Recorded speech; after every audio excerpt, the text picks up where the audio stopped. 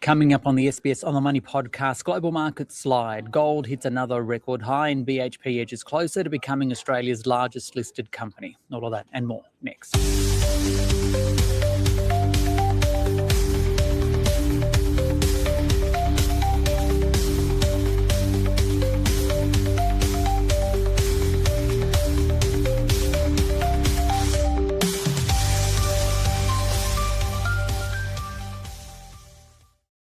Hi everyone, welcome to the SBS On the Money podcast for this Wednesday, the 21st of January 2026, a day where the Australian share market fell, the S&P ASX 200 off 0.4% to 8,782. It follows losses on Wall Street overnight, where the Dow Jones index fell 1.7%, the S&P 500 tumbling 2%, and the tech-based Nasdaq off by 2.4%.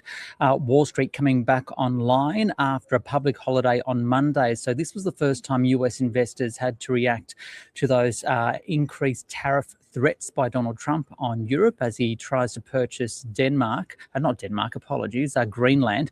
European stocks also down today. The FTSE off by 0.6% overnight. The DAX also down by 1% overnight. Focusing on the Australian share market, sectors ended mixed. 8 of the 11 sectors on the 200 down. Materials, utilities and energy rose.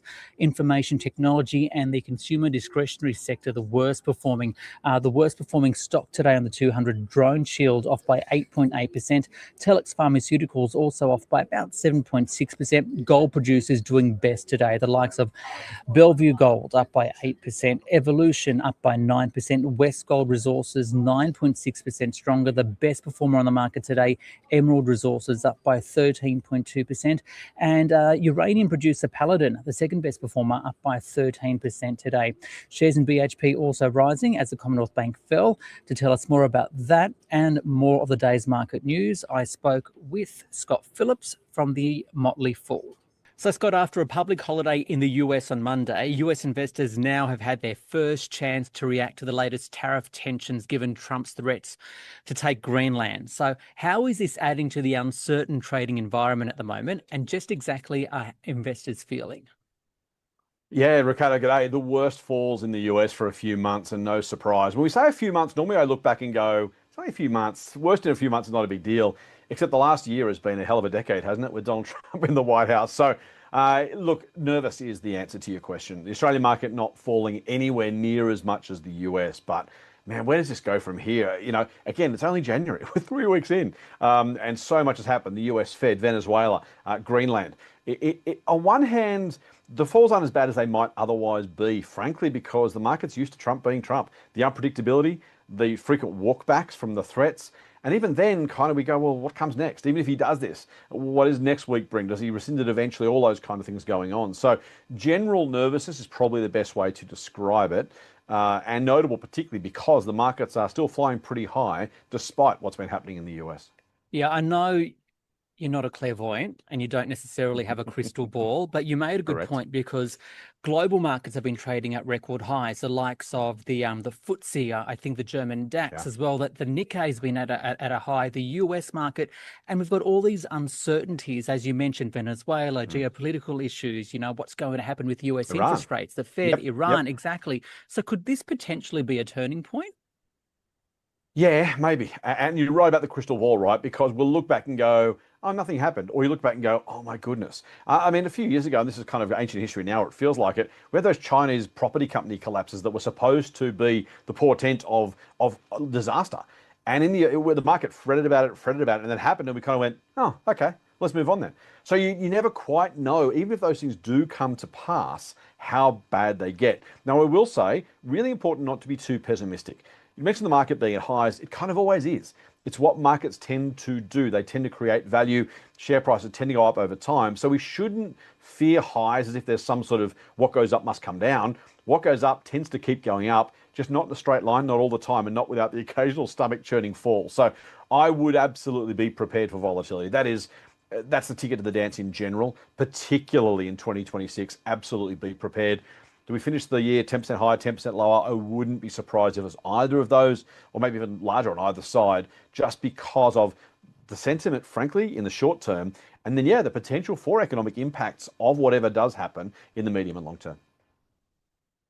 Speaking of record highs and things going up, precious metals. No, Oh, silver, yeah. today again, gold, another record high. There seems to be this attraction to safe haven. It typically happens in times of uncertainty. Mhm. Is this attraction surprising you right now? Not in itself. What is really surprising is that shares are doing well at the same time as safe haven assets. Generally speaking, I've been around long enough to see a few cycles. You've seen a few yourself. What you tend to find is when safe haven assets go up, risk assets go down. We talked a million times about risk on and risk off. We haven't used those phrases for a while, and thank goodness. But it tends to be a bit of a one up, one down. They balance each other out. What is really surprising, not that people are going to safe haven assets given the uncertainty we talked about, but the fact that they're doing that at the same time as shares were at record highs. And the underlying reality is probably the same. If there are inflationary pressures globally or in the US in particular, that'll be good news for asset prices. But also, if there are inflationary pressures elsewhere, you want to be in something that doesn't expand in size, quantity, whatever, and that is precious metals, gold and silver and others. So you're kind of seeing unusually the risk isn't about the economy directly or even about the kind of short-term inflation. It's if there is a general ongoing inflationary pressure, owning something that doesn't increase, i.e. precious metal, or something that benefits from more money printing more inflation, like shares or other assets. That's why that's the surprising bit. Not that people are doing it, but both are happening at the same time. And I suspect that underlying reason is exactly why. Okay, I want to focus on some local stories at the moment, and that's of BHP Mhm. closing in on the Commonwealth Bank to become Australia's largest listed company. Is this part of a broader trend where we're seeing a rotation out of financial stocks to materials? Financials doing pretty well last year, the likes of the Commonwealth Mm. Bank, right? Because we're also seeing record prices for things like copper, with which both BHP and Rio produce. And Rio today is saying it posted record copper production for the quarter. And talks of BHP and Rio actually joining together in the Pilbara, for example, for different things. There's so much in that question, Ricardo. I'll try and keep it brief. Is it a rotation directly as the reason, or is that just the output? And it could be either or both. So, firstly, we've seen bank shares really, you and I have spoken about this before. Bank shares were unsustainably high, in my view. The earnings growth, the fundamental underpinnings of these businesses never justified the price. All that justified it is I'm scared, I want safety, I want security, I want what I know. Everyone else is buying CBA, I might as well do it too. That can last for years. It can last for decades, frankly, but it probably won't. No surprise that some investors are going, oh, that's way too much to pay for CBA. On the other hand, you are seeing independent of that, and the rotation may be deliberate, but independent, the sort of issues you're talking about. Iron ore volumes really good. Copper prices going through the roof. BHP making a pretty penny across the board. That positive component, I suppose, of their business is seeing those shares rise because the fundamental value is improving. Now put those together, and that's when you get the rotation. Those who were saying, gee, my bank shares are really expensive, maybe I should look to sell them. Those who were saying, gee, I quite like BHP, I quite like Rio, there might be some opportunity here. Put those together, and that's sort of rotation you see. So some I'm sure are doing a thematic out of financials into mining because that's where I want to be because they see some sort of broader short-term, medium-term trading opportunity, and that's fair. Most, I suspect, or at least a large number, particularly the retail investors, so-called retail investors who own the big banks like CBA in massive numbers, are probably looking around and going, I've made my money. This thing's not growing much, if at all. Maybe I should look somewhere else. So yes, whether the rotation is deliberate or simply just two aligned phenomena where you've gone from one to the other just because that's what the investment opportunity predicts or presents, either way, we're absolutely seeing it happen, and I'm not particularly surprised. And finally, given this is the first time we're speaking this year, and considering everything we've just discussed in terms of all the uncertainty in the market, what are you telling your clients and how do you prepare for 2026? What do you think will be the investment themes? So I'll go back to the crystal ball. Disappointing, I know, but I don't do predictions. I don't know what's going to happen by the end of 2026 because, well, frankly, Trump. But even without that, who predicted COVID 3 months out from it actually happening? You can't know what's going to happen. So I don't know what's going to happen. A couple of things. Firstly, volatility is going to be ever present. It always is, but heightened because Trump is Trump. Whether you love him, whether you hate him, he's going to be unpredictable. He's going to shake things up. You're going to have to be ready for that.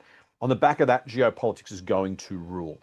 Now, be careful. I don't know whether rare earth, for example, that may all be priced in already. In other words, even if it happens, the shares could still fall because they're already priced for perfection. So be careful of chasing the trends that you see in the market and the broader economy, the broader world, unless you do the work to make sure that's not already priced in. We've seen it with lithium for years. So a bit contrarian maybe, not for its own sake. Just be careful of the things that everybody knows. Maybe it's a time for stock picking. Maybe it always is, but I'd be looking around for that sort of opportunity. The businesses you can understand, maybe the people are ignoring because they're focused on the big stuff. Maybe the opportunities are going to be in 2026 around the things no one else is talking about, and that's because you're going to get them cheap. That is Scott Phillips there from the Motley Fool, and he wraps up the podcast for this Wednesday. Give it a rating and review on Apple Podcasts, Spotify, and click subscribe. See you tomorrow. This SBS on the Money podcast is provided for informational purposes only and should not be understood as constituting advice or a recommendation. It is not personal advice and it does not consider your personal circumstances or objectives. You should contact a licensed professional before making any financial decisions.